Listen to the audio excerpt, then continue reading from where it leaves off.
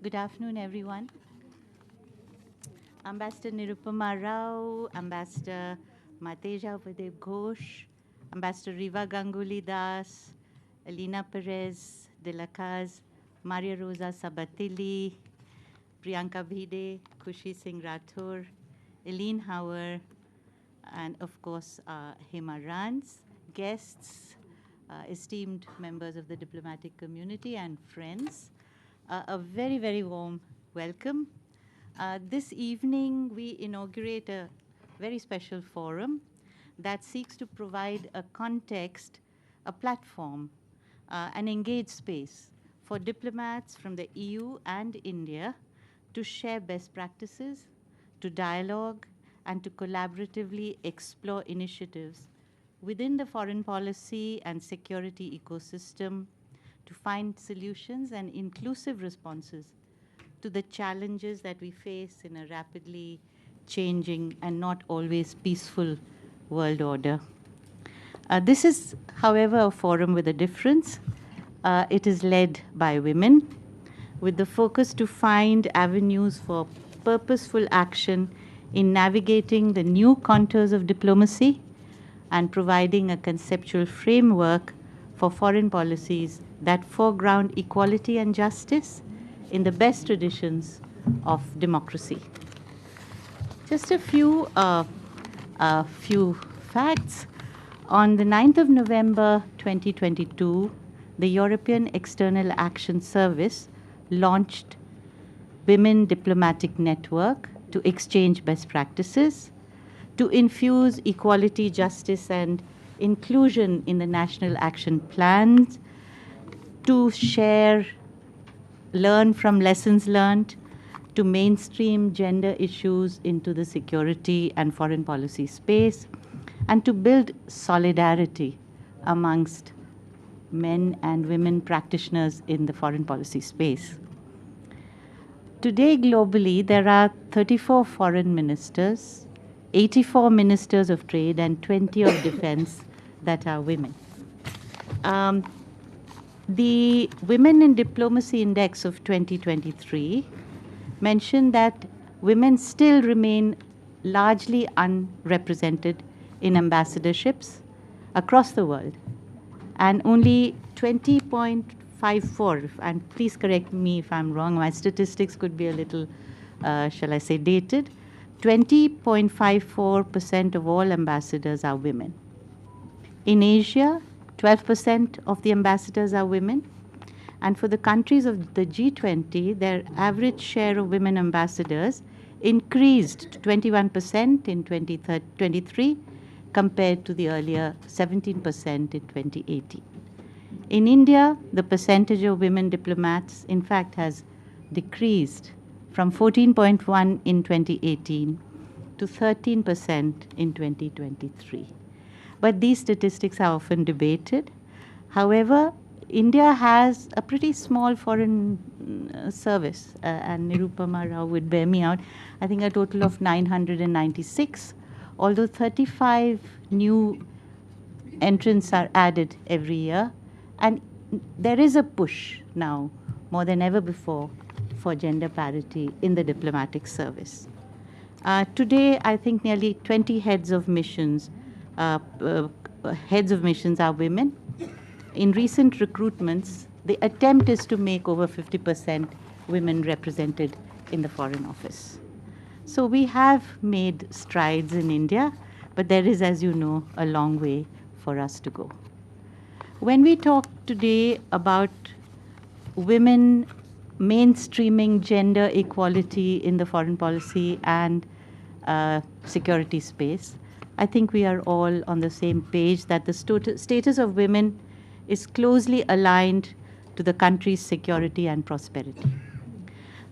Research has shown that closing the gender gap in the workforce participation could add $28 trillion to the global GDP, and ensuring women's equal participation might ensure that peace agreements are better implemented on the ground. Equalizing access to agriculture could result in 150 million fewer hungry people on the planet. Leadership equality, and the allocation of resources for gender sensitive policies is undoubtedly the need of the hour. But in state after state after state today, it is observed that misogyny and authoritarianism are not just common comorbidities, they are mutually reinforcing. And we can speak of any number of global leaders today, and I don't think I should call them out, but whether they are in China, Russia, Brazil, whether it is in Hungary, there is an attempt to enlist women in what is known as patriotic femininity. Alas, that's not what we need today. We need a gender-sensitive approach, an approach that underscores equality. Up until the last decades of the 20th century, the voices of women who hold up half the sky and who are disproportionately impacted by conflict and war was seldom heard in the meta-narratives of national security. But things began to change owing to the efforts of feminist IR scholars, the normative international frameworks and instruments that emanated from, among others, the CEDAW, UN conferences on the status of women at Mexico, Nairobi, and of course, the Beijing Platform for Action. And above all, the landmark UNSCR Resolution 1325, mandating the participation of women in all negotiations on peace and security. The WPS agenda, as it is known today, which has in fact transformed into the Gender, Peace and Security Agenda, is now a very important normative framework within which several countries attempt to locate their foreign policy vocabulary. All this combined with the energy of women's movements at the grassroots, and I would like to add here, especially from the global south, which remains somewhat invisibilized, contributed to a groundswell of opinion demanding both voice and space and power at the high tables where peace is negotiated. But the impulse and the impetus for a gender-sensitive foreign policy was actually generated from outside the formal foreign policy space.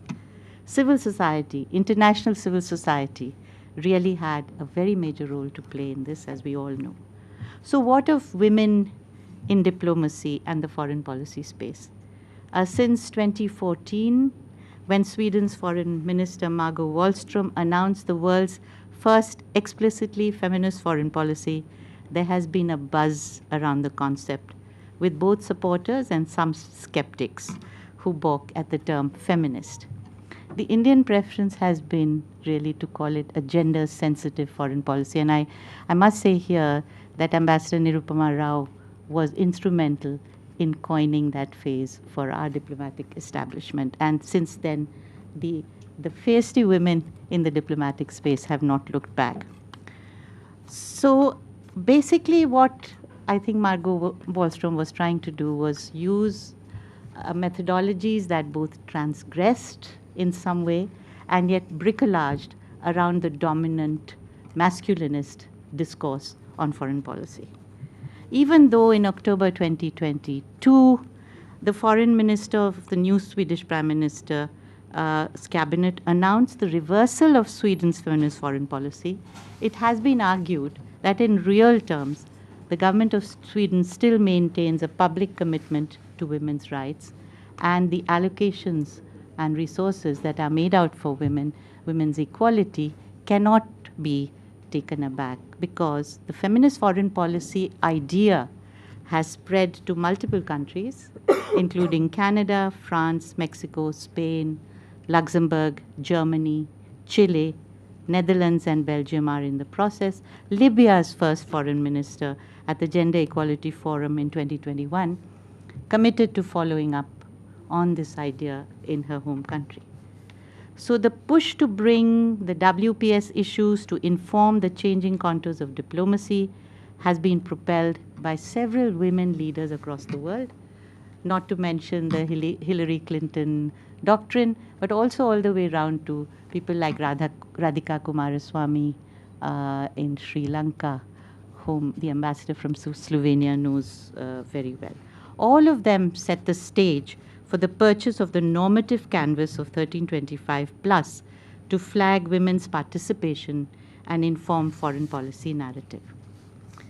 And therefore, there has been quite literally a chorus of voices internationally with growing reverberations in our own region for the need for a gender-sensitive foreign policy. But nearly 7 decades earlier, 2 intrepid women, members of India's Constituent Assembly, had shown remarkable prescience, and they were Hansa Mehta, who had the text of the UN Declaration of Human Rights changed to include women and not just men. And we all know of Vijaya Lakshmi Pandit, we know of the work of Kamala Devi Chattopadhyay, and of course, Vijaya Lakshmi Pandit's famous aphorism, which we all now dine out on, it is better to sweat in peace rather than bleed in war. My friend Khushi Singh Rathore will speak to this and the intrepid women in our Indian Foreign Office in the early years of independence, on whose shoulders our very, very efficient younger diplomats like Riva Ganguly have made so many inroads into an erstwhile male domain, exclusively male domain. And the women career diplomat is quite a recent phenomenon. Her multiple facets and roles are still theoretically a work in progress, being scripted and re-scripted by the intrepid women that you find across this table. We are very familiar, of course, with the bars and the bans prevalent for women in the Indian Foreign Service till 1970, their struggles, their battle to break the glass ceilings, to which I think Khushi will also speak again. But there are many new facets to diplomacy itself and the myriad processes that the diplomat navigates, between summit diplomacy to shuttle diplomacy to bus diplomacy to coercive diplomacy to trade diplomacy and even multi-track diplomacy. It's widening. The lexicon is widening. Of course, we have climate diplomacy, and today India talks about vaccine diplomacy. With escalating security concerns like terrorism, the discontents of globalization, climate change, and of course the information sauna, the global security architecture presents only structural challenges, many structural challenges, but are women trying to navigate enabling spaces at all?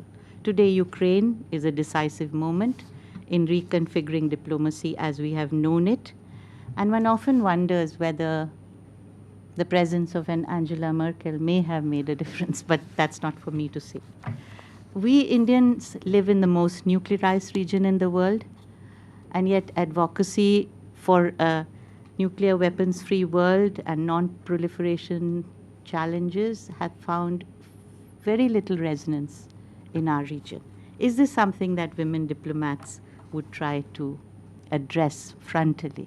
Also, the ambivalence on issues of displacement, of refugees, of the ubiquity of camps, are all this something that need to be reconfigured and readdressed? One thing is, of course, very clear, and it is becoming increasingly unsustainable to speak glibly about being gender agnostic about security and foreign policy. Security is everybody's business, not just transacted by mandarins in smoke-filled rooms or behind smoke screens. Women who hold up half the sky and are worst affected by conflict must have their voices heard.